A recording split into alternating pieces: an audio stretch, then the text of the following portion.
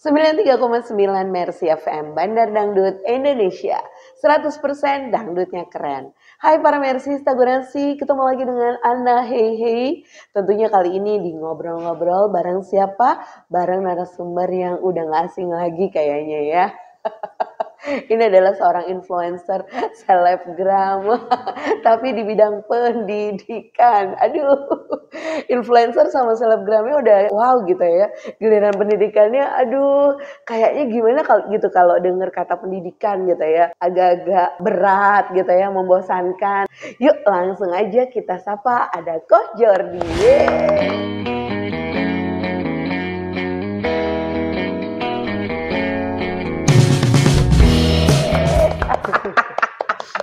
Halo Ko. Halo. Apa kabar? Ko. Baik. Ketemu lagi loh di Koko bertanya. Gitu ya. Tapi aku ada yang aneh ya. Harusnya kamu yang buka ya. Harusnya aku. Bukan aku ya. Ini kan Mpok aneh yang aku undang. Iya. Bukan aku yang undang ya. Kebalik. Karena kamu ini seorang announcer. Ya ampun. Ya, former announcer sih actually. Yes, Ex nggak sih? Iya, mantan. Mantan. Jadi kita tes apakah masih ada ilmu announcernya. Aduh. Wow. Kalau ilmunya sih bekas-bekasnya sih masih ada ya. Kelihatan gitu ya. Kalau aku misalnya ngomong gitu ya. Ngomongnya kayak penyiar deh. Oh gitu ya. Jadi nggak perlu gitu. Nggak perlu gimmick-gimmick ya. Nggak perlu ya. Udah dari suara aja. Kalau misalkan tahu. Di rumah manggil anak gitu, minta tolong kayak gimana? Oh kalau minta tolong misalnya aku manggil anak aku ya. Mas iya bantuin bunda misalnya kayak gitu. Oh gitu. Kayak terus iya kalau misalnya gini mau nyuruh anak terus anaknya nggak jalan-jalan gitu ya. Nah, gimana tuh? Tanpa kita harus marah-marah, pakai intonasi aja dia udah tahu tuh kalau kita agak marah. Oh gitu. Misalnya gini, Mas ya tolongin ini dong, misalnya gitu ya. Iya bunda. 10 menit kemudian dia nggak jalan. Nggak jalan. Gue panggil lagi nih, Mas iya tolongin dong. Iya bunda. Nah terus dia nggak jalan lagi nih, nggak dikerjain. Udah 2 kali nih. Udah 2 kali gitu ya. Nah ketiga nih udah mulai taring gue keluar gitu kan. Gue tinggal naikin aja intonasi gue gitu. Nada gue gitu ya. Mas ya tolongin. Iya. Nah, jadi gue gak perlu gimana. Tinggal naikin aja intonasinya. Tapi walaupun marah tapi kayak asik banget ya. Gak berasa marah ya. Makanya mahasiswa gue kalau gue omelin yang ketawa-ketawa Bu Ana gitu-gitu loh. Padahal aku marah. Aku marah itu gitu. Cuman kalau aku mikirnya kalau marah nggak ada jonrongannya, misalnya kita diam atau kita banting-banting barang gitu ya. Apa yang bikin kita marah tuh tidak tersampaikan dengan baik. Jadi lebih baik adik gue bilang, teman adik gue ngomong, gila ya kakak lu kalau marah terstruktur banget, kata dia gitu kan. Gitu ya, karena dia pernah dengar gue ngomelin adik gue, terus dia bilang seperti itu.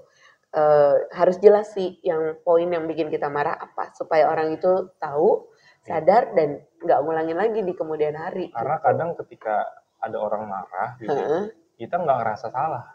Ada yang kayak gitu, ada. Masa kita fine-fine aja nih gitu, kok ini orang marah gitu. Itu sering terjadi tuh cowok sama cewek itu. Tahu-tahu ceweknya diam aja ngambek ya. Iya ini kenapa gitu. Sih dia ngambek gitu kan. Emang cewek tuh sebuah misteri kok. Misteri ya, tapi biasanya kalau kayak gitu kalau gue sering nasihatin mahasiswa gue loh. Gitu? Jadi gue bilang sama mereka, pacar lu tuh bukan dukun ya, yang bisa baca pikiran lu ya, bukan cenayang gitu kan, bukan psychic gitu kan. Apa sih itulah pokoknya bahasa itu cenayang, gitu? Bahasa Inggrisnya gitu kan. Bukan cenayang ya yang bisa baca pikiran lu ya. Jadi kalau lu marah, lu ngomong yang bikin lu marah apa? Yang bikin lu gak suka sama pacar lu tuh apa? Apa dia suka telat? Apa dia lama balas WA-nya? Apa dia apa? Jadi ketika dia tahu salahnya dia di mana, dia tahu cara memperbaiki itu gitu loh. Tapi ketika dia tahu bahwa hal tersebut bikin dia marah, bikin pacarnya marah dan dia tetap melakukan itu, ya lo harus pikir ulang apakah lo mau ngelanjutin hubungan lo apa enggak sama dia gitu. Ya, atau terkadang juga sebenarnya salah benar itu kan persepsi, iya nggak sih? Jadi kadang bagi si cowok itu ya sebenarnya ini nggak salah banget. Bisa gitu. jadi Bisa jadi kayak gitu ya. Betul, di mata cowok it's not a big deal gitu ya. Di mata ceweknya it's a big deal gitu. Contoh simple kayak misalkan iya, ada juga gua gitu. main game nih, misalkan nggak selingkuh kan, nggak salah dong. Tapi salah. merasa nggak ada waktu buat si ceweknya. Nah mungkin ada batasan-batasan. Oh berarti gue kalau main game 1 jam aja. Biar atau ajak si ceweknya buat main game. Itu bisa jadi win-win solution. By the way nih biar kita makin asik nih ngobrolnya gimana, kita pesan dulu aja ya guys. Pesan apa nih? Pesan ya. Aku ini kita di Cafe Bemol loh. Iya, makanannya enak-enak. Kita pesan lagi kali ya. Aduh. Ntar aku panggil dulu. Oh iya, boleh. Aduh, aku pesan apa nih ya? Mbak, mau pesen dong. Di sini yang enak apa kok? Yang enak itu di sini kok, yang aku tahu ya, itu sebenarnya itu iga bakarnya po. Iga bakar kalau makanan ya. Tapi gitu. Selain iga itu dia ada ini pecak gurame ya. Nila. Oh nila, iya ada pecak gurame, ada pecak nila. Pokoknya pecaknya. Boleh masuk aja mbak. Sini mbak. Aduh. Namanya mbak siapa mbak? Mbak Lia. Sih kalau kesini ketemu Mbak Lia. Mbak Lia terus. Kalau Koko mau pesan apa? Mbak yang enak apa Mbak? Kak aja mau makan apa? Mau makan berat atau makan ringan? Kalau makan berat yang enak apa? Kita misalnya ada iga bakar, varian Aceh. Kita varian Aceh itu ada nasi goreng Aceh sama mie Aceh. Aku udah pernah coba tuh yang mie Acehnya deh kalau nggak salah. Tapi yang tumis kalau aku biasa belinya. Oh yang tuh. Aku mau coba pecak nila deh Mbak. Pecak nila. Nggak usah pakai nasi. Gila, diet ceritanya. Sama es teh tawar. Boleh. Terus udah itu aja. Okay. Koko mau apa Koko? Aku pecak nila, aku mau apa ya? Nasi goreng Aceh Bang Emul. Oh, nasi goreng Aceh.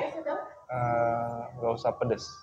Iya, tapi aku nggak suka pedes. Sambal matah minta ya? Ini bawangnya, acaranya banyak. Acar itu recommended juga po. Oh gitu. Acar bawangnya iya asam-asam gimana gitu ya. Minumnya teh tawar hangat aja. Udah, itu aja. Itu aja sih Mbak. Oke. Oh boleh pecak dong. Pecak nilam Po Uun.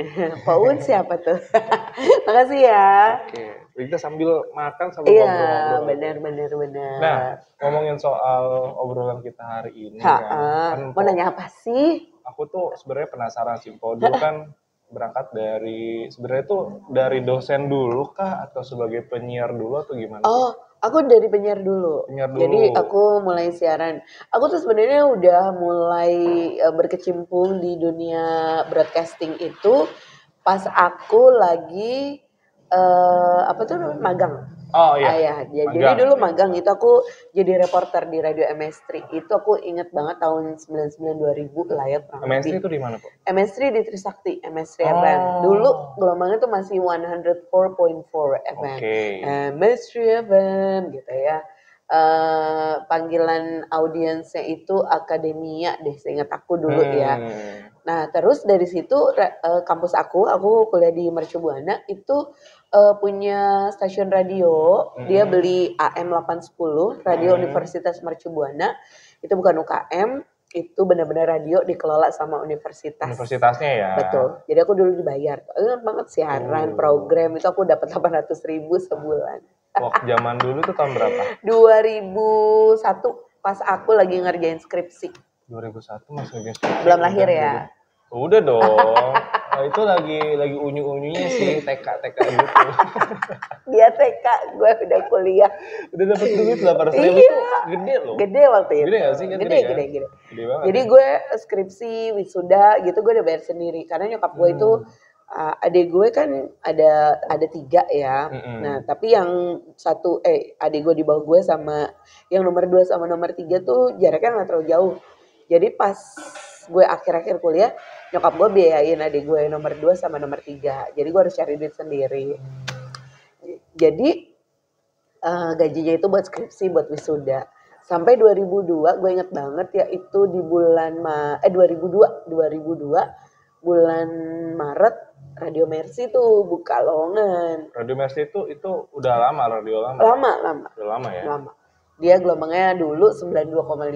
92,5. Terus kan ada dirapihin tuh sama Kominfo ya.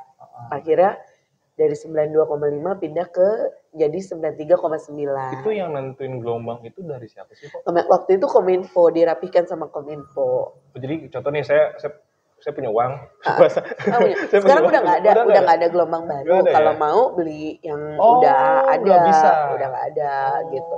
Jadi misalnya Koko punya duit banyak, mau beli. Punya radio nih. Nah beli tuh, misalnya Radio Mercy mau dijual, Koko beli gitu. Atau nggak mau dijual juga, saya tawarin aja. Dia punya uang nih, mau berapa? Nulis sendiri gitu. Kau punya duit. Agak halu ya. Agak halu-halu ya. Aduh asik. Aku setawar Mas. Thank you. Karena lagi agak lagi flu ya. Aku juga lagi flu nih, sorry banget. Iya. Cuman aku agak nakal. Nakal ya. Tadi juga aku sebenarnya mau ini Pok, Masan sebenarnya ada minuman. Namanya itu apa? Namanya Estrik Pok. Itu apa tuh Estrik? Sereh sama lemon atau nipis Mas? Lemon sama apa lagi? Mate. Itu ice. Es, seger banget sih. Jadi, enak Mas. Rempah kayak herbal gitu kan, ada serehnya gitu jadi enak. Cuman kayaknya kebutuhan dia ice. Oh dia ice. Bisa hangat. Bisa. Apa aja? Lemon. Kurang seger kata Mas. Apa? Oh lemon. Sereh. Oh gitu. Selasi. Ada selasinya. Oh itu cuma 15.000. Oh murah banget. 15.000 Mas ya? 15.000 kan? 15. Berapa Mas? Itu 15 kan? Bener nggak? Paling bawah. Iya, 15.000 doang loh. Dia apa loh? Kamu nggak apa? Lu nyontek dulu. Oke. Jadi kayak Koko aja deh jadi ininya deh. Iya. Makanya aku tuh podcast aku kan Koko mau tanya nih. Jadi sebenarnya Koko mau tanya itu adalah seorang Koko yang kepo. Jadi kita punya tagline nih. Koko mau tanya, mau tau aja atau mau tau banget nih. Oh, mau tau aja apa mau tau banget gitu ya. Aduh. Jadi kalau misalkan Koko sebutin Koko mau tanya, mau tau banget, mau tau aja atau mau tau banget. Gitu. Aku kalau nggak lihat muka ya, cuman tahu nama aku aja ya. Itu aku disangkanya ini loh, Chinese loh. Ini nama aku kan Liliana.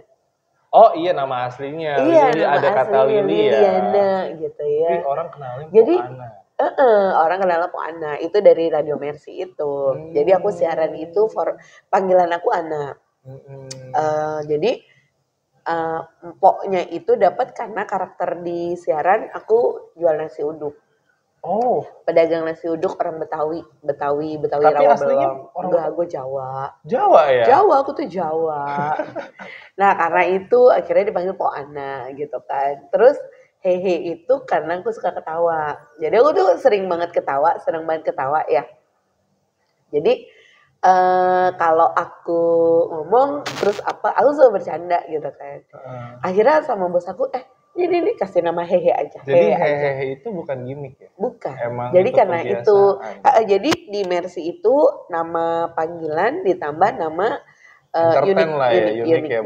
Nah, ada temen aku yang agak-agak mukanya kayak kartun, jadi panggilnya Rudy Kartun. Oh gitu. Ada di Kidemo. Tapi sebenarnya di dunia radio itu, khusus radio deh. Kayak gitu tuh hanya terjadi di Mercy aja kah sebagai ciri khas Mercy atau gimana? Iya. Balik lagi ke format radionya masing-masing. Kalau radio bisnis kayaknya nggak mungkin pakai gini kayak gitu lah ya. Pasti nama lengkap misalnya kayak gue Liliana ditambah nama belakang misalnya gitu ya. Kayak Liliana Wahyudi atau apa gitu ya. Jadi tergantung konsep radionya sih gitu. Liliana Wahyudi kayak kenal tuh namanya. Pak Rektor. Pak Rektor nonton loh. Halo Bapak, izin loh. Biar disangka adiknya. Oh gitu. Ya, tapi selama berarti di 2022 ya? Lamaran. 2002. Oh sorry 2002. Aku mulai siaran. Langsung diterima? Langsung diterima. Ya ada prosesnya sih. Apa aja sih prosesnya? Karena dia mau cari penyiar pagi yang dan dia butuh yang punya wawasan luas. Terus jadi aku dites pengetahuan wawasan. Aku psikologi waktu itu. Terus suara udah pasti udah jelas. Karakter suara gue tuh pagi banget. Karena gue tuh yang cheerful, ceria, antusias gitu kan. Yang bikin fresh, bikin melek orang gitu kan. Buat siap kerja. Pagi hari. Power suaranya gue kadang nggak perlu pakai toa udah kedengeran gitu kan. Oh gitu, mic-nya jauh juga. Enggak. Makanya justru dulu suka mixernya gitu ya. Itu sampai over gitu, sampai ke merah gitu ya. Akhirnya itu gue belajar, oh ya suara mulai dikontrol, jangan terlalu kenceng gitu kan. Powernya. Iya, gitu ya. Jadi aku ada beberapa proses sampai akhirnya keterima siaran pagi tuh mulai April 2002. Oke. Aku mulai siaran pagi gitu ya, terus mulai ngajar itu 2008. Jadi kepala studio aku tuh dulu ngajar duluan ya di BSI. Terus dia bilang gini, BSI juga? Iya Pak David Revindo. Lu kenal nggak? Nggak kenal ya? Dulu masih? Udah enggak, dulu di Cengkareng. Oh, David. Pak David. Jadi Pak David. Jadi Pak David ya, anak kenapa lo nggak ngajar aja sih gitu kan? Sayang tahu S1-nya. Waktu itu masih boleh S1 ya. Oh iya. Oh kamu itu posisi udah lulus ya? Udah lulus. Aku udah lulus. Akhirnya gue coba ngelamar tuh gitu kan. Gue coba ngelamar, oh yaudah deh gitu. Dengan ijazah S1 aku. Karena praktisi juga kan. Iya. Terus, benar, udah kerja gitu. Aku praktisi, akhirnya udah tuh. Aku ingat banget aku diinterview sama Bu Anisti, kaprodi aku sekarang. Dulu Bu Anisti sebagai apa? Dulu kaprodi broadcasting. Kaprodi broadcasting ya. Iya. Jadi ingat banget tuh di Ben Hill, gue dipanggil sama Bu Anisti, gue ketemu Bu Anisti. Diwawancara, suruh micro teaching ya kan. Aduh kalau kamu sih yakin deh pasti bisa deh biasa siaran katanya gitu. Dari dulu udah ada istilah micro teaching? Udah ada itu 2008. Bukan baru ya? Bukan. Jadi itu kan emang udah istilah di FKIP ya. Keguruan dan ilmu pendidikan.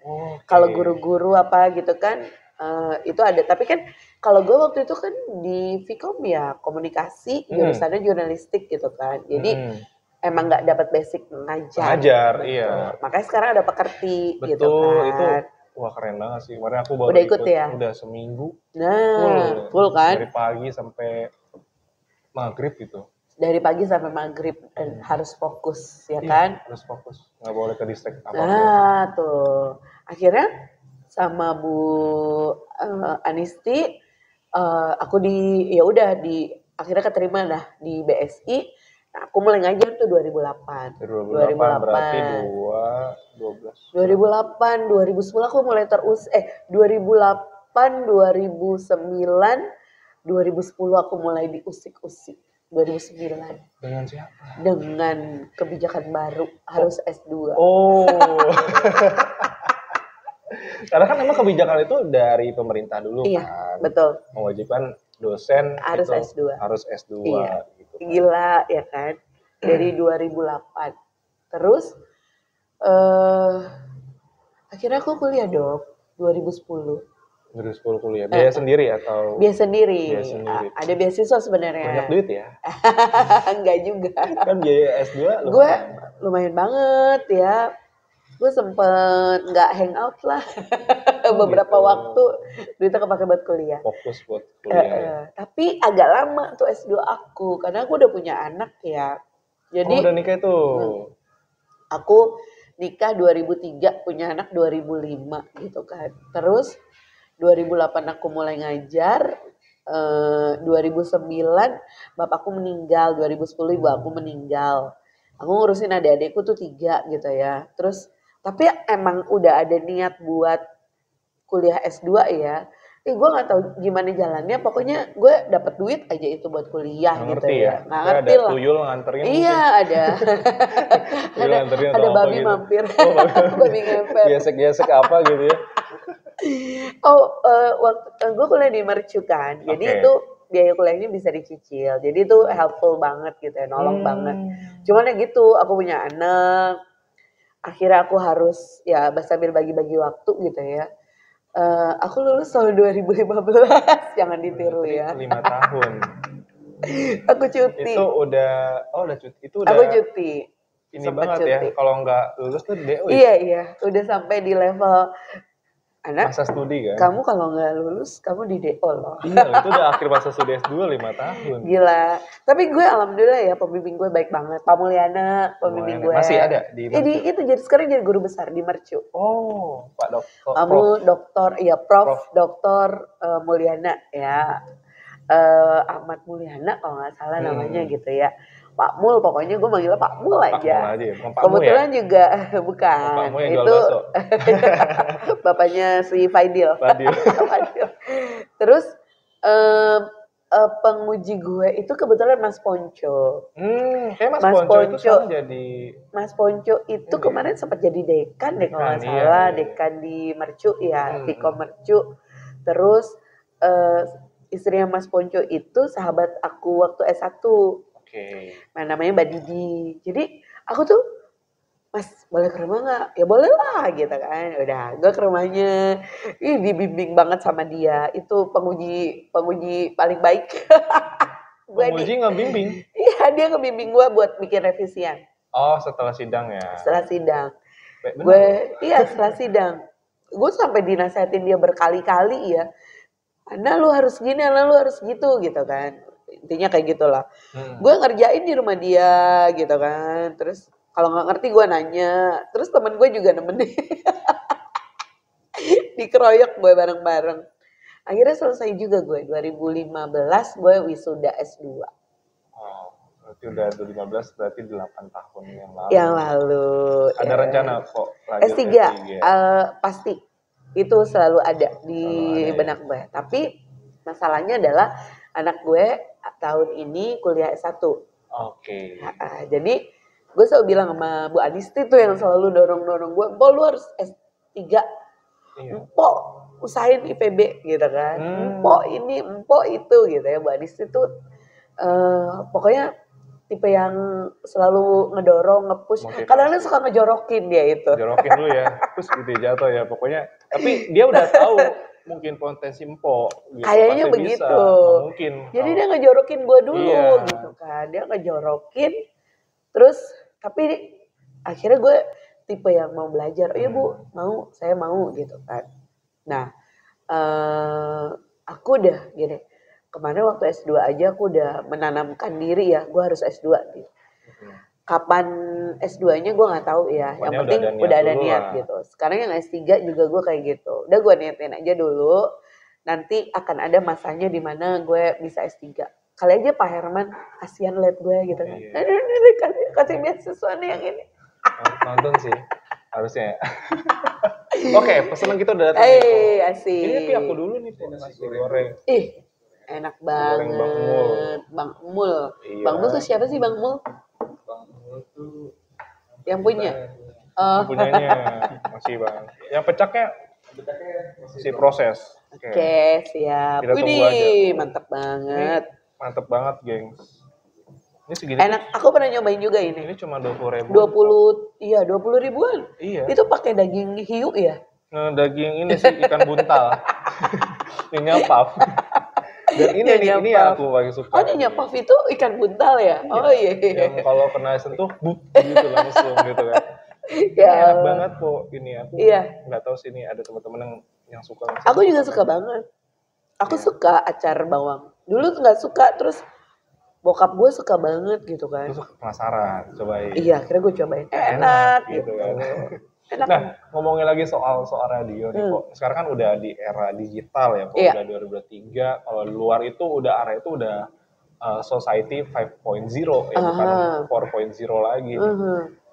Radio itu masih bisa nggak sih eksis gitu di era sekarang? Menurut Ana nih. Sebenarnya eksis apa enggaknya tergantung dari radionya ya, atau juga bisa jadi posisi radio itu ada di mana. Karena radio itu lokal banget ya Poh ya. Gue bilang buat Indonesia aja, tapi pun enggak. Kalau radio konvensional tuh lokal banget. Nggak kayak TV. Kalau TV kan, TV ada yang lokal, ada yang nasional ya. Oh, lokal itu maksudnya ke Jakarta? Lokal, ya Jabodetabek aja. Kayak Mercy kalau secara konvensional, Jabodetabek aja. Lokal, jadi di situ ya. Ketika lo ada di daerah yang jaringan jaringan selulernya masih 3G, masih belum rata, radio itu adalah medium komunikasi yang menurut gue paling efektif gitu, karena dia bisa ngejangkau satu wilayah yang misalnya jaringan selulernya tuh masih nggak bagus gitu ya. Tapi kayak, untuk penyebaran frekuensinya dari dulu sama sekarang sama kok. Sama, dia ada gelombangnya kan AM, FM. Iya. Paling banyak tuh FM gitu kan, apalagi kalau di Jakarta ya 90% itu FM. Nah, ketika di daerah yang jaringan internetnya masih kurang baik, saingannya dia masih ini banget, masih ya di lingkungannya dia aja, gelombang A dengan gelombang B, radio gelombang radio gitu ya, frekuensi 9, sekian dengan 100, sekian, itu aja gitu. Dia belum bersaing dengan internet, media sosial, karena jaringan internetnya masih kurang bagus misalnya gitu ya. Jadi hiburan masyarakat radio. Betul, hiburan yang paling murah itu radio. Nah terus kalau ngomongin di kota besar kayak Jakarta gitu ya, otomatis tuh udah ketahuan. Dia saingannya nggak cuma sesama radio, tapi juga sama media sosial. YouTube ya kan. Gitu ya. Terus IG, Instagram, TikTok ya, Facebook. Itu banyak banget saingannya ya, yang membuat dia harus pinter-pinter nih gimana caranya biar bisa survive. Salah satu cara yang diambil akhirnya konvergensi ya.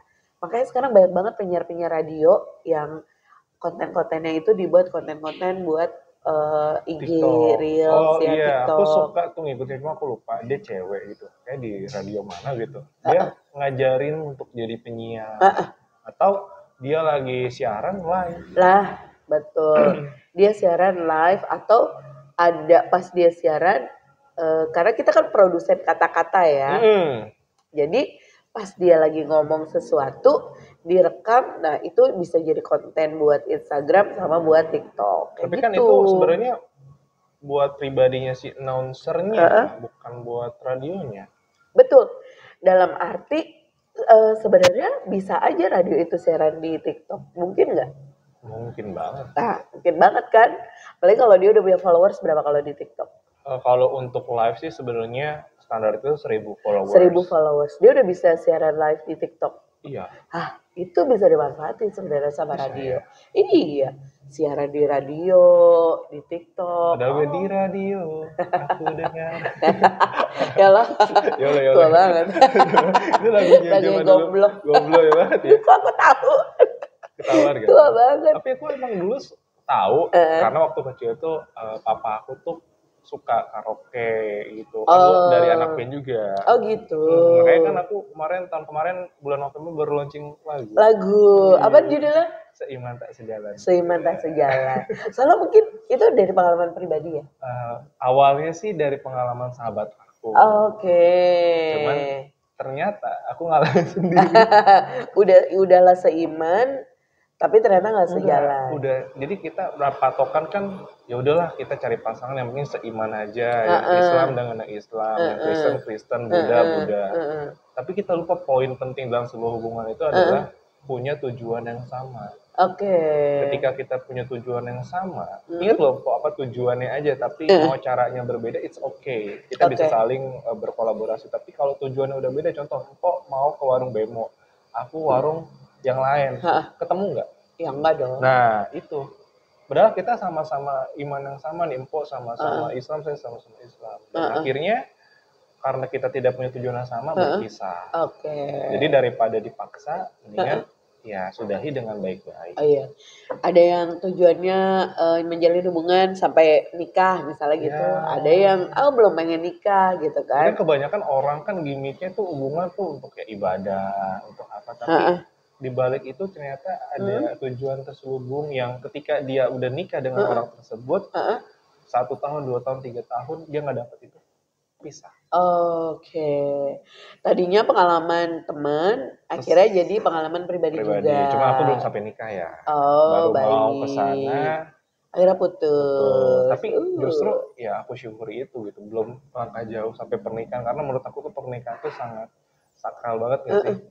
dan sekali untuk seumur hidup gitu loh, yang benar-benar kita harus jaga gitu kan. Jadi milih orang yang memang kalau aku sih bilang nggak sempurna ya, tapi milih orang yang tepat aja, pas. Iya. Kayak pas aja, misalkan nasi goreng ini dengan acar bawang ini posisi yang pas. Iya, padahal dia dua entitas yang berbeda gitu tapi ya. Ketika kita makan, ketika dia menyatu itu pas banget. Iya, rasa itu jadi ada rasa yang perfect di lidah. Ketika kita makan ini tanpa ini enak. Pakai ini lebih. Oh baik, berarti Koko yang acar bawangnya ya. Acar bawang. Berarti kalau makan acar bawang berarti makan Koko ya. Kayak gitu kok. Iya benar. Kalau Po lagi iseng-iseng itu bisa sih dengerin kayak di Spotify, di iTunes, YouTube Musik itu semua. Aku udah dengerin kan waktu itu. Iya, sebelum launching malah. Iya, sebelum launching aku udah dengerin. Gimana gitu kan. Terus kan aku sempat nanya Po, kalau mau masukin ke radio gimana sih? Karena menurut aku nih Po ya. Kalau masukin ke Spotify bayar nggak? Nah, kalau itu kita ada namanya pakai agregator. Jadi kita kayak langganan gitu. Perusahaan agregator nanti dia yang mempublikasikan ke platform musik yang kerjasama sama media sosial. Soalnya kalau aku kan juga bikin podcast, tapi podcast audio ya. Di mana? Di Spotify. Nah, aku kan uploadnya dari Anchor ya. Dari Anchor. Jadi pada satu waktu gue salah ngedit nih. Back sound terlalu tinggi, terlalu besar. Jadi suara terlalu kecil ya kan. Kedeteknya sebagai lagu.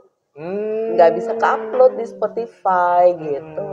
Berarti kan kalau emang musik yang kita upload, maksudnya nggak pakai agregator tadi, langsung ke Anchor terus ke Spotify kan nggak bisa ya, berarti ya harus lewat tadi ya agregator itu ya. Nah itu kurang tahu sih. Kalau aku ya agregator itu berlangganan berapa? Murah sih, cuma $19 per tahun. Dan gitu. Itu dia nggak ada limit lagunya. Jadi bisa berapa aja? Berapa aja. Mau tiap dengan $19 itu. Dan itu udah dapat ini verified Spotify. Jadi kalau lihat Spotify itu tuh ada checklist. Ada checklist, ada centang birunya. Iya, ada centang birunya. Verified artis. Berasa artis gue. Luar biasa. Kayak gitu.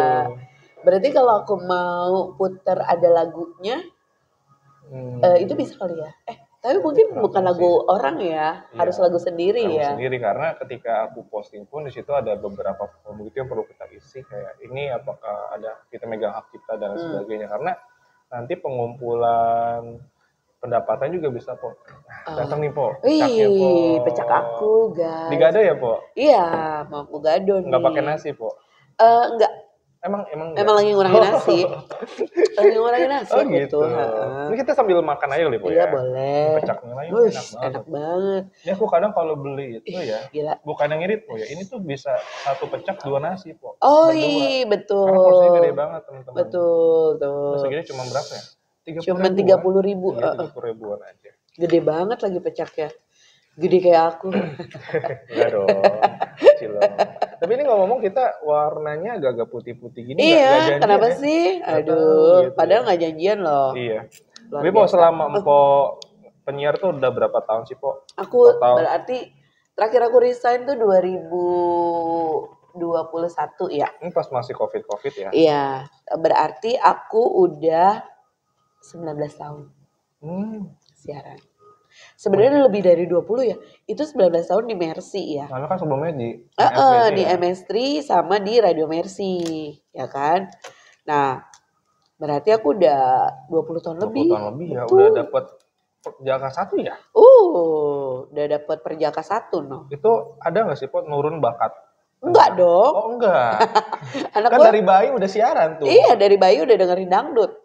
Anak gue tuh kalau mandi tiba-tiba bila tiada mendalam. Itu lagu zaman kapan? Gua ngakak dong. Dia nyanyi lagu kandas. Dia lebih milih masuk teknologi informasi. Udah masuk? Udah. Di mana tuh, Bang? Di BSI. Dia milih teknologi informasi karena dia mau jadi cyber security. Oh, di kampus yang mana nih? Di kampus BSD dia. Oh, yang BSD ya. Kan kita kampus tuh nggak ada banyak, ada 30 Po. 30 ya? Se-Indonesia. Se-Indonesia ya? Ada yang di Pontianak, di mana-mana. Betul. Kalau yang di DKI, Jakarta, dan masuk ke Jawa Barat ya, itu 15 ya? Apa berapa sih?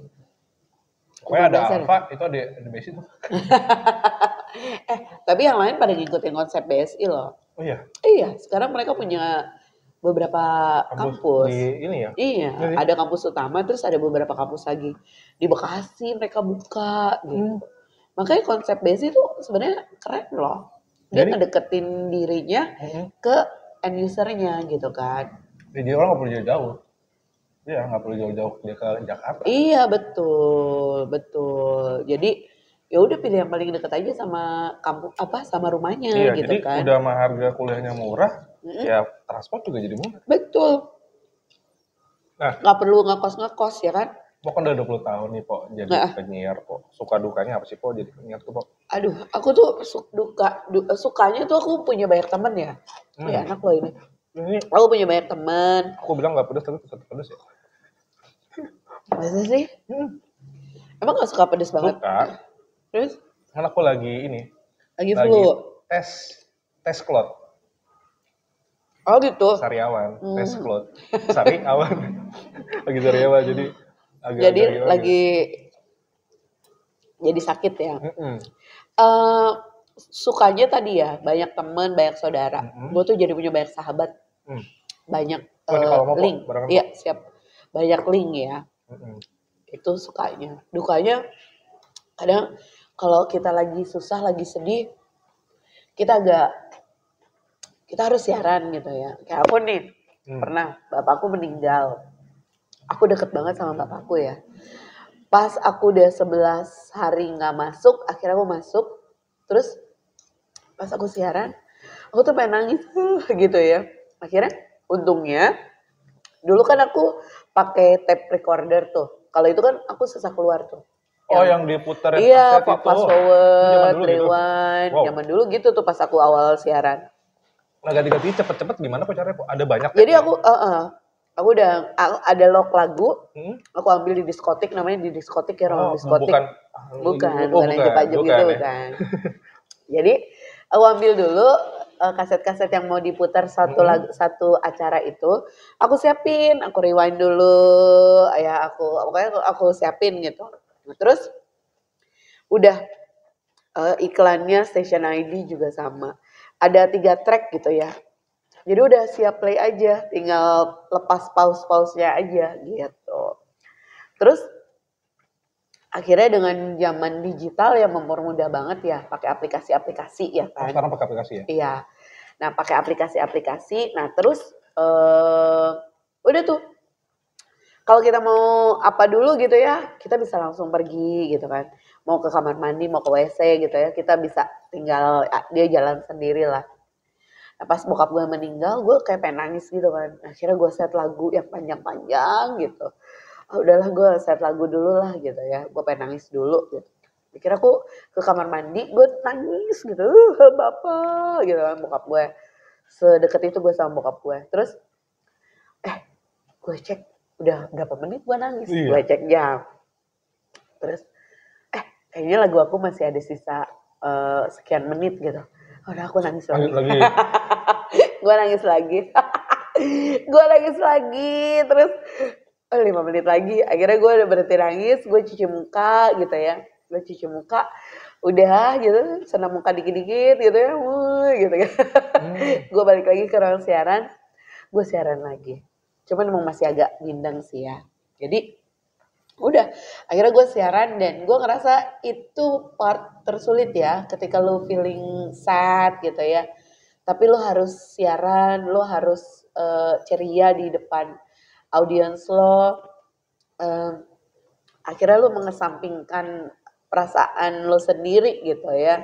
Iya harus profesional. Iya betul. Itu tips dari Empo sendiri kan gimana, karena kan Empo ini termasuk karakter yang penyiar radio di pagi hari yang harus ceria, cheerful, dan lain sebagainya tuh. Sementara orang hidup iya kan nggak mungkin bahagia terus dong. Banyak masalah ya. Banyak masalah pasti. Tapi sebenarnya bukan banyak masalah sih, karena kehidupan itu banyak obstacle kalau aku bilang, tantangan gitu yang kita bisa nggak ngelaluin gitu.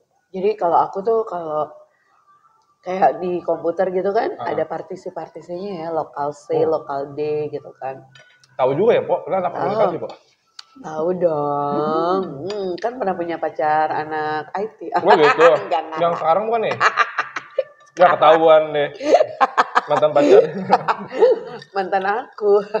Enggak. Ya itu kan pengetahuan umum aja lah ya.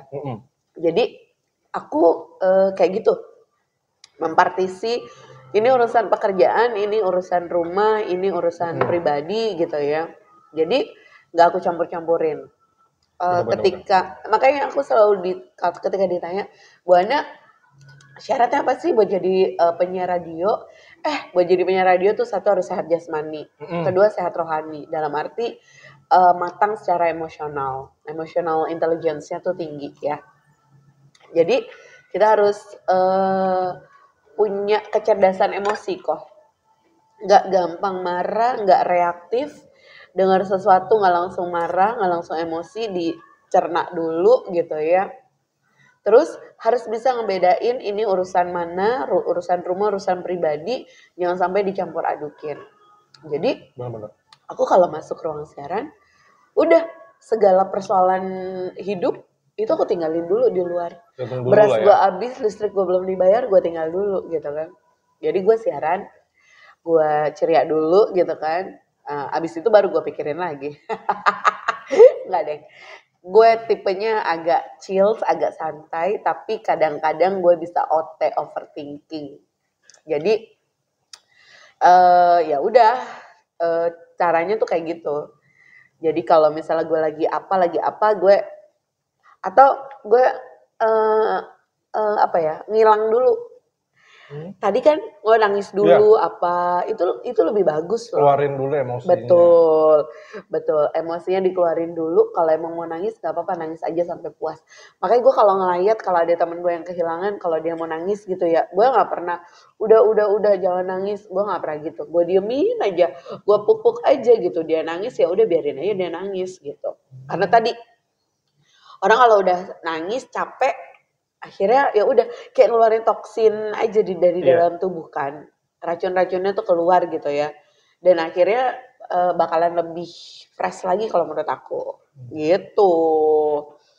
Nah selain radio nih, kamu anak kan kemarin sambil jadi dosen juga nih, bagi waktunya gimana kok? Jadi aku kalau pagi aku siaran. Jadi siaran dulu sampai jam 9.10. Itu every day. Senin sampai Jumat sampai Minggu. Iya, betul. Sabtu Minggu juga? Sabtu Minggu enggak, Sabtu iya. Sabtu kadang-kadang.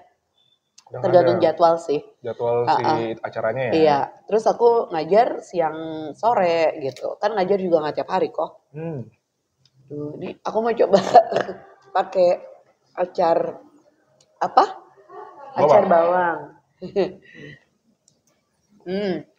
Enak banget. Enak banget. Ini pecaknya juga rasanya tuh seger gitu kan gitu. Seger banget. Ditambahin ini enak loh. Iya. Karena dia rasanya seger ya. Iya. Asam-asam gitu ya. Aduh, ini aku kalau nggak ada kamera aku biasanya pakai tangan loh. Apa-apa sih padahal mah ya. Gak kenapa-napa. Endul. Awalnya Mpok jadi dosen itu kan ditawarin ya sama Pak Mul itu ya. Pak David. Pak David. Ya kan. Nah setelah Mpok udah berarti. Nggak ditawarin sih, disuruh. Disuruh malah ya. Anak lu jadi dosen aja gitu. Sayang-sayang satunya. Nah setelah Mpok jadi dosen nih Pok, berarti total berapa tahun nih Pok? Dosen dari 2008. 2018 sudah 10 tahun. 15 ya? Ya. 15 tahun Pok. 15, betul. Pok enjoy nggak Pok? Udah lama ya? Enjoy nggak Pok? Awalnya enggak. Awalnya enggak ya? Awalnya enggak banget. Jadi awalnya tuh kayak gue berasa kepaksa ya. Karena gini kok, radio itu cair banget ya. Dalam arti sama atasan aja kita nggak ada pak bu gitu ya. Kita manggil nama gitu ya. Nah, langsung aja? Pit gitu. Enggak gitu juga. Ya kayak gitulah. Misalnya Jordi, misalnya gitu ya. Kalau di dunia ini kan enggak ya. Pak, Bu gitu kan. Jadi agak lebih formal. Gue agak nggak cocok sih sebenarnya sama lingkungan yang formal banget. Awalnya gitu tuh ya. Karena terbiasa dengan budaya organisasi yang cair banget gitu kan. Yang santai gitu kan. Nah terus akhirnya, aduh kayaknya nggak cocok nih gue nih di dunia pendidikan gitu kan. Udahlah gue entertainer banget gitu kan. Kadang baju gue aja suka, ya gitulah, gue nggak suka pakai blazer dan lain sebagainya gitu ya. Terus lama-lama, tapi kok gue selalu dapat tawaran nih buat ngajar.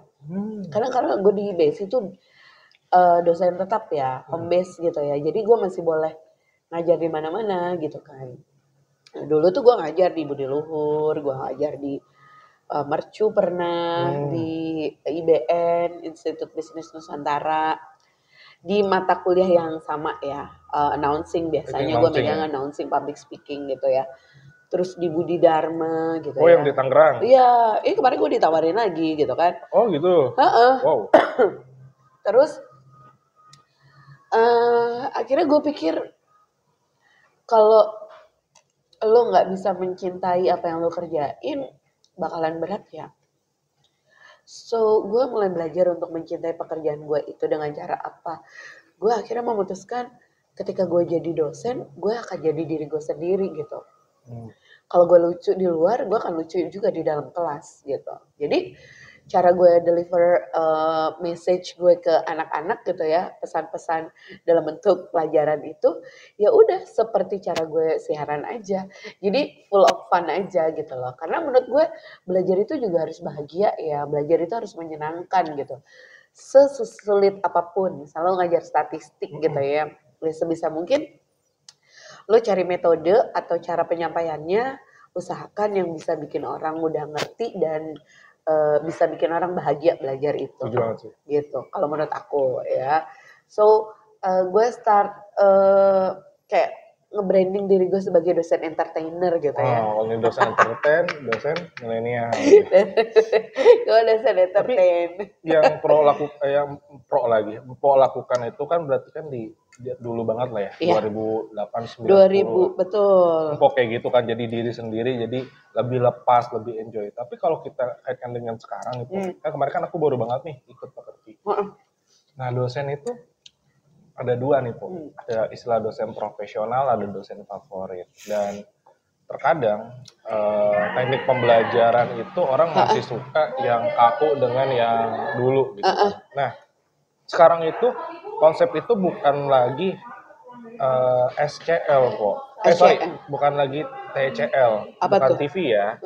Teacher Center Learning. Dimana dosen ngejelasin, mahasiswa diem dikasih tugas udah pulang gitu kan. Enggak kayak gitu lagi Po. Tapi Student Center Learning, dimana dosen itu membangun komunikasi, diskusi. Jadi dosen itu ada di tengah-tengah si mahasiswa atau siswa yang kita ajar. Dimana antara gapnya itu nggak terlalu berasa, tapi tetap kok ada etika atau menghormatilah tetap sebagai dosen gitu kan. Cuman tidak ada gap dan si mahasiswa pun jadi lebih lancar, jadi lebih terbuka, santai, dan dia ngerasa itu lebih fun. Dan betul. Aku pun emang melakukan sama sih seperti yang Po lakukan. Yang aku lakukan. Bahkan aku dari awal ngajar itu aku selalu bilang ke mahasiswaku, teman-teman di kelas saya itu nggak ada yang boleh galau. Ketika lu galau di luar, lu masuk kelas gua, lu pulang dari sini lu harus happy. Gue bilang. Lu bilang gitu? Iya. Keren banget. Gue bilang, kalian nggak usah terlalu formal manggil saya Pak. Lu boleh manggil gua Bang, boleh manggil Koko, boleh manggil Kak, boleh manggil apa, bebas senyamannya lu aja. Yang penting di luar kelas, maksudnya kita di dunia yang lain kan. Ya kita tetap ada profesional, ya kan. Ya tetap ada adab etikanya gitu kan. Dan bahkan gue mau bilang ke mahasiswa gue nggak terlalu yang matokin, lu boleh chat gue di jam berapa dan sebagainya. Bebas, lu mau ngechat gue di jam berapapun. Karena kan gue dari awal tuh kebanyakan ngajar anak malam kok. Yang mungkin dia ketika pagi, sore, dan dia baru bisa sempet ngechat jam 11 malam, jam 1 malam. Gak apa-apa, lu chat aja. Yang penting lu chatnya pakai etika. Gue ajarin tuh cara etika chat dan sebagainya. Dan kalau emang gue lagi masih online, gue bisa jawab, gue jawab. Tapi kalau nggak bisa ya paginya, kan gak ada salahnya. Betul. Karena menurut gue itu, ya balik lagi ini kan persepsi gue ya. Bukan berarti dia nggak sopan ngechat malam-malam. Karena memang waktunya dia mungkin di malam itu. Ketika dia ngerjain tugas dari gue dan dia nggak paham, dia bisa nanya di hari itu. Karena besoknya dia harus kerja aja sebenarnya. Jadi gue menurunkan idealisme gue bahwa kalau ngechat sebagai dosen ya. Jadi gue seperti itu sih. Dan pas gue ikut ngerti ternyata emang materinya kayak gitu kok. Kita minta nggak cuman kita emang dosen kan emang harus profesional. Ya. Tapi kita juga harus bisa menjadi dosen favorit. Tapi memang bukan keseharusan harus favorit. Tapi bagaimana kita bisa membuat yang tadi gue bilang mata kuliah statistik yang orang pikirnya pusing, tapi jadi enak, jadi asik. Betul. Gue bimbing skripsi ya, dari 20 anak itu. Awal bimbingan mereka nggak ngerti, gue kasih penjelasan, sampai gue mendatangkan temen gue yang ahli, yang udah doktor. Karena gue punya sahabat deket namanya Mas Dudi ya. Mas ajarin mahasiswa gue dong. Gue sering ke rumah dia juga sering ke rumah gue. Dia mau loh datang ke rumah, terus dia ngajarin mahasiswa gue. Terus itu tuh mereka bisa dengan bebasnya bercerita tentang persoalan yang mereka hadapi gitu ya. Betul. Mulai dari ada yang punya masalah keuangan, masalah sama orang tua. Sampai ada mahasiswa gue yang bilang begini, ibu tahu gak? Lo gak pernah bilang I love you tahu sama mama aku. Aku malah bilangnya ke ibu. Dia bilang begitu loh. Gue sampai sedih banget, ya Allah. Kadang-kadang mereka banyak yang curhat gitu ya. Jadi gue berusaha banget ya untuk jadi orang tua kedua mereka gitu ya. Makanya kan gue pernah bilang sama lu ya, gue mau ganti IG gue, biodata IG gue, ibu dari banyak anak gitu kan. Karena gue sering banget tuh dapat japrian dari mahasiswa gue DM, ibu kenapa sih ibu aku nggak bisa kayak ibu? Ibu kenapa sih kayak gitu-gitu? Ibu aku iri deh sama anak ibu gitu kan. Ya itu karena gue menerapkan itu ya, bahwa gue berusaha jadi dosen profesional dan gue berusaha jadi dosen favorit juga gitu ya, dimana gue bisa deket sama anak-anak gue gitu. Kayak gitu sih kok. Ya, karena gue mikir juga yang penting kan kita tidak menyalahi aturan. Benar gak sih? Betul. Kita tetap mengajar sesuai dengan RPS. Betul. Gitu kan. Jadi kadang ya walaupun adalah oknum yang ngerasa, gue waktu awal-awal kayak gitu kok, gue dibilangin. Lu apa? Dibilang jangan apa? Terlalu deket-deket sama mahasiswa lo. Sama mahasiswa lo ngelunjak dan sebagainya. Gue gak pernah ngerasa mereka ngelunjak loh. Setuju. Bahkan kok mahasiswa yang dulu pernah gue ajar, fan-fan aja nih. Terus suatu ketika udah ada 1-2 semester lagi, ceritanya ada dosen, biasa kita sesama dosen juga curhat gak sih Pak? Curhat mahasiswa dong. Gini. Betul. Gue dengerin lah curhatan itu. Terus? Dia bilang ada mahasiswanya gini, gak sopan dan sebagainya. Gue tanya dong, karena kebetulan kan dia mahasiswanya sama-sama mahasiswa teknik gitu kan, pagi. Terus? Dan wah kayaknya pasti gue kenal gitu. Tanya siapa namanya bang, ini. Emang chat gimana? Gue baca kan chat. Loh, perasaan biasa aja ya? Bukan, emang nggak sopan dan sebagainya. Oke. Tapi kok bisa? Dulu sama gue aman-aman aja. Gitu. Baik-baik aja baik-baik gitu ya? Aja gitu. Ya dari situ ya kita bisa melihat di mana kadang mahasiswa pun tergantung bagaimana kita dosennya. Sama kayak anak kan. Mau gimana pun anak, gimana orang tuanya nggak sih? Iya, betul. Makanya gue nggak pernah. Kadang pada ngeluh ya. Iya tuh kenapa gitu? Anaknya nggak sopan, anaknya ini gitu ya. Gue nggak tahu sih apa toleransi gue yang terlalu besar. Iya benar sih. Benar bisa juga. Sampai gue nggak ngerasa itu ofensif gitu kita, ya. Ini mah biasa aja, tapi menurut mereka itu udah wow gitu. Udah ngelanggar etika gitu kan. So far gue nggak pernah ngerasa mereka offside gitu ya, melanggar apa yang menjadi batasan-batasan gue gitu ya. Tapi ya itu balik lagi ke dosen masing-masing. Betul. Sih ya. gitu. Kalau gue sih tadi ya prinsip gue sebisa mungkin gue nolong orang, include mahasiswa gue. Dan gue selalu berpikir gini kok. Jadi kalau mereka butuh bantuan gue selalu menempatkan gimana kalau itu anak gue. Benar. Gue pasti mau anak gue dibantu sama dosennya. Intinya kayak gitulah. Jadi gue ada nih grup WA calon SIKOM, gue bilang gitu kan. Itu mahasiswa gue yang sampai detik ini mereka belum skripsi, padahal harusnya mereka udah skripsi. Harusnya udah habis. Harusnya udah selesai. Tapi ternyata mereka cuti dan baru bisa skripsi tahun depan. Hair mereka banyak. Itu gue ngebimbing mereka buat ngerjain hair-hairnya. Gue bilang, biarpun lu cuti, lu masih bisa hair loh, kata gue gitu kan. Gue bimbing mereka biar mereka cepat selesai gitu loh. Karena tadi prinsip gue adalah kalau gue bisa nolong kenapa enggak gitu. Ya, jadi gue tidak menyalahi aturan. Betul. Gue kan cuma ngarahin aja. Nih skripsi udah hair udah dibuka, bukannya gue yang ngerjain, bukan gitu. Guys, ini hair udah dibuka, lo ikut hair buruan. Terus lo bisa daftar skripsi misalnya kayak gitu. Jadi gue nolong kayak gitu aja gitu loh.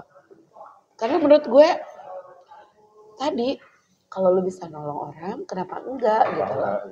Lo ingat gak sih?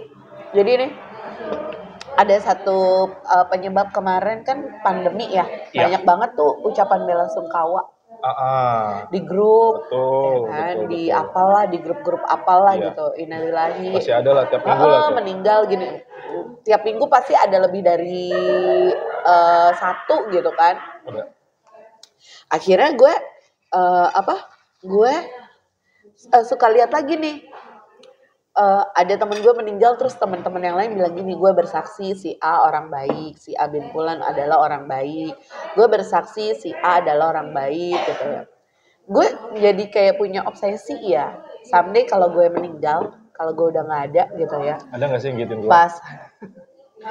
Pas gue berita kematian gue disebar di WA itu gitu ya, terus teman-teman gue banyak yang bersaksi, mahasiswa gue banyak yang bersaksi kalau gue adalah orang baik. Intinya kayak gitu sih. Jadi gue kayak punya obsesi kayak gitu. Gitu. Makanya gue sebisa mungkin nolong anak-anak. Gue juga sama kayak lu. Kalau mereka ngechat nge-WA gue gitu ya, malam gitu ya, kalau gue masih bangun gue bales. Kalau gue udah tidur ya udah gue bales next day gitu ya. Kayak gitu aja kok. Tapi kalau misalkan diminta nih Po itu sekarang kan di radio berarti udah X gitu ya, dengan 20 tahun gitu. Nggak sayang Po? Sayang sih. Sayang ya? Ada niat lagi nggak sih mau jadi announcer lagi? Kemarin gue sempat ditawarin lagi tahu. Emang ya? Di stasiun radio lain gitu ya. Terus di Mercy sendiri juga ditawarin gitu ya. Cuman waktunya aja kayaknya belum cocok ya. Gue pikir sih kalau emang bisa kenapa enggak gitu ya. Iya, karena gue ngeliat itu 20 tahun itu bukan yang sebentar, dan itu tuh seperti udah jadi part of your life gitu. Yes, betul. Jadi kayak akan merasa kayak kosong gitu selama 20 tahun lu ngejalanin rutinitas lu dan tiba-tiba lu nggak ngelakuin itu gitu kan. Awalnya gitu kok. Awalnya gue nangis. Ya kan? Tiap hari, tiap pagi gitu ya. Tapi lu pernah gak sih Po kan untuk mengingat itu, lu kayak nge-record video sendiri gitu, terus lu kayak ceritanya lagi siaran? Gue masih sering datang kan. Gue masih suka masukin iklan ke Mercy. Gue PM di Mercy, pengabdian masyarakat. Iya. Kapan-kapan ajak dong. Boleh, ayo. Jadi gue PM di Mercy. Gue pengen foto di studio. Iya. Boleh, kayaknya gue September deh nanti. September ya. September besok ada. Kalau nggak join gue ikut aja. Iya, datang aja ya. Terus kadang ada rasa-rasa kayak gitu. Tapi sama dengan kehilangan yang lain ya. Dia nggak forgettable. Kita lebih bearable ya. Dia nggak dilupain. Kita lebih bisa nerima aja. Akhirnya kita terbiasa dengan aktivitas baru, rutinitas baru gitu kan. Misalnya kita kehilangan orang tua kita gitu ya. It's not karena kita ngelupain mereka gitu ya. kok lu kayaknya ditinggal orang tua biasa aja. Sebenarnya bukan kita ngelupain, tapi lebih ke bearable aja sih. Iya. Udah bisa nerima, udah bisa ngiklasin gitu ya. Iya. Tahu dong gua. Bentar lagi login.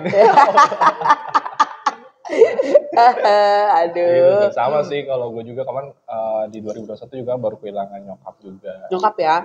Iya gue inget deh, di grup deh. Iya gitu, dan gue cukup speechless juga loh.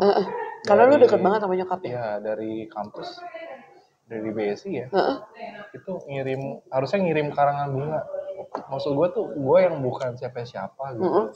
Gue karyawan baru, dosen baru. Lu baru waktu itu? Iya, maksudnya kan bukan gitu baru dong, gue 2018 jadi instruktur kan. Jadi dosen tetapnya itu gue di 2020. Maksudnya kan baru banget kan, 3 tahun, tapi BS itu care sama gue gitu. Cuman karena memang jauh, nggak cover. Biasanya kayak gitu kan ada langganan gitu kok yang bikin gitu, nggak cover tuh sampai ke daerah gue. Akhirnya ditransfer. Oh ya Allah, buat ini karangan bunganya. Iya gitu kan. Tapi nggak. Emang lu daerah mana sih? Masih Indonesia? Rangkas, Indonesia. Gitu. Tapi Rangkas doang. Nggak ngirim karangan, cuma dalam bentuk. Deket lah. Iya, dalam bentuk rupiah. Terus Budia juga ngasih. Oh gitu, ya Allah luar biasa ya. Perhatian ini ya. Gue keberadaan gue tuh ada gitu. Diakui. Kan itu diakui. Jangan salah. Pak Herman follow akun elu. Apa ya? Pak Herman. Akun aku belum di follow. Nggak penting kata Pak Herman. Lagi naik gunung. Pak Herman lagi naik gunung. Suka ya? Dia suka naik gunung. Iya, suka balapan deh kayaknya deh. Makanya Po itu ini dong sesekali postingannya. Ya, mention Pak Herman. Mention gitu. Bisa kali Pak jadi MC. Tadi aku jadiin highlight ya. Kan di awal tuh kan dia suka ngelihat tapi aku nggak mau jadi MC-nya masuk kategori internal. Bukan kemarin juga aku maunya masuk kategori eksternal. Kemarin kayak baru jadi narasumber tuh. Iya, aku di Fatayat. Kan Fatayat NU Kota Tangerang. Kapan kita sepanggung? Aduh, itu dia. Agak komnya sama sih ya. Iya, namanya satu komputer, satu komunikasi. Tapi kan influencer tadi. Selebgram, influencer. Dia influencer, gue influenza. Gue lagi flu. Mohon maaf ya. Aduh. Tapi gimana Po? Ini pecaknya Po? Ini enak banget beneran deh. Ya? Iya. Tuh, gue sampai gue balik-balik. Banyak banget kan. Gue dari tadi nggak habis-habis. Gue udah habis lagi. Koko udah habis, gue belum habis. Iya, itu tinggal saking gedenya guys. Endul banget. For the last nih Po, kita ngobrol udah lama nih, 10 jam ya. 2 hari. 2 hari. Kalau Empok melihat ya, selama Empok 20 tahun lebih sebagai seorang announcer dan 15 tahun sebagai seorang dosen. Seorang edukator ya. Kalau disuruh milih Po, Empok lebih pilih mana sih Po? Jadi dosen apa jadi announcer? Terlepas salary ya, kita nggak ngomongin. Oh iya, kita nggak ngomongin gaji ya. Nggak ngomong gaji kita. Betul. Dari sisi pekerjaan, dosen itu jauh lebih menantang. Menantang, oke. Buat meningkatkan upgrading yourself gitu ya. Sama halnya dengan jadi penyiar sih, karena gue selalu bilang sama mahasiswa gue, kalau lo mau jadi penyiar, lo harus update dan upgrade pengetahuan dan wawasan. Harus lebih tahu dari viewers dari audiens lo gitu ya. Dosen jauh lebih menantang. Menjadi announcer itu lebih ke hiburan gue, hiburan. Karena dia pekerjaan yang bisa bikin gue ketawa banyak, punya teman banyak, bisa mengeksplor kebodoran gue, gitu, kelucuan gue. Gue menjadi seorang yang humoris, gitu ya. Intinya, kalau gue rasa dua-duanya bisa saling melengkapi, bisa melekat di diri gue, menjadi dosen sekaligus menjadi seorang announcer. Jadi gue akan pilih dua-duanya sih. Pilih dua-duanya yang bisa. Kalau bisa gue akan pilih dua-duanya. Tapi kalau salah satu, Karena nih gue jadi dosen doang. Dosen doang ya? Karena lu dosen pun lu bisa melakukan hal seperti yang lu lakukan ketika lu yang gue lakukan jadi announcer. Nah, gue siaran loh di kelas. Kayak mahasiswa gue. Kalau misalkan nih Po, dari penonton kita ada yang mau belajar atau tanya-tanya tips announcer, boleh nggak sih? Boleh. Follow IG aku aja. Oke. Spill dong, apa nih IG aku MPOKANNAHEHE. Empok Anna hehe. Udah berapa ratus ribu followersnya? Belum, baru 2.500. Berarti abis dari ini tayang nih harusnya nambah. Ya harusnya nambah. Jadi... Karena ini kita episode kedua nih Po spesial. Iya, udah kedua ya kok ya. Luar biasa loh. Karena kita ngobrol-ngobrol soal beasiswa, hari ini kita ngobrolin soal dunia radio dan juga dunia pendidikan ya. Khususnya di ilmu komunikasi. Gimana jadinya kalau penyiar radio yang lucu jadi dosen? Jadi dosen ya, seperti inilah Po anaknya. Oke Po, thank you banget. Makasih kok, ya Allah, ini enak banget lah. Iya, mungkin nanti di episode keberapa kita undang lagi nggak sih? Boleh dong. Berarti boleh harusnya itu Po udah lagi S3 nggak sih? Kita doain ya guys. Amin.